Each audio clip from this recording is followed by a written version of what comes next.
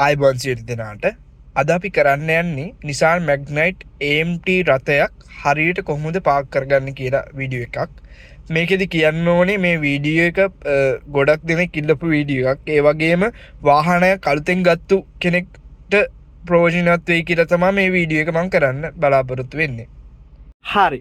මුලින්ම වාහනේ පාක් කරන්න කලින් කරන්න ඕනේ පළවෙනි දේ තමයි මේකේ ඔයාලට පේනවා ඇති හෑන්ඩ් බ්‍රේක් එක තියෙනවා. ඒක එන්ගේජ් කරන්න ඕනේ. එහෙම නැත්නම් ඒක උඩට අදින්න ඕනේ. ඒක හරහා මේ වාහනේ තියෙන පාකින් බ්‍රේක් එක එනේබල් වෙනවා. ඒ වගේම ඔයාලට පේනවා ඇති මේකේ ඉන්ඩිකේටර් බල්බ් එක ඩෑෂ්බෝඩ් එකේ පත් වෙනවා. දැන් මේ හෑන්ඩ් බ්‍රේක් එක එහෙම නැත්නම් පාකින් බ්‍රේක් එක එන්ගේජ් වෙලා තියෙන්නේ කියලා. ඊට පස්සේ ඔයාලට කල්පනා කරනවා ඇති මේකේ පාකින් මෝඩ් එකක් තියෙනවද කියලා. ඇත්තටම කතාව කිව්වොත් මම මුලින් වීඩියෝ එකක කිව්වා වගේ මේක ඔටෝමේටඩ් මැනුවල් ට්‍රාන්ස්මිෂන් එකක් තමයි තියෙන්නේ. ඒතර මේකෙදි පාකින් මෝඩ් එකක් නැහැ.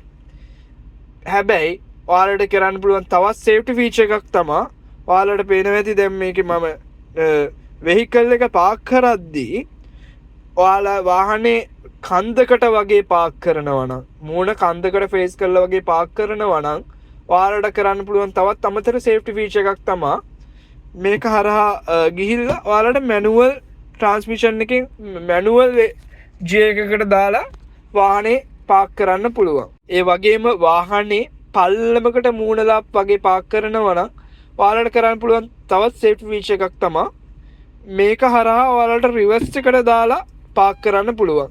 ඒක හරහා ඔයාලට සේෆ්ටි එකක් තමයි පාකින් බ්‍රේක් එක හරහා ඔයාලට සේෆ්ටි එකක් එනේබල් වෙනවා. ඒ වගේම මේකේ තියෙන ට්‍රාන්ස්මිෂන් බ්‍රේකින් එක හරහා ඔයාලට තවත් සේෆ්ටි එක වැඩි වෙනවා.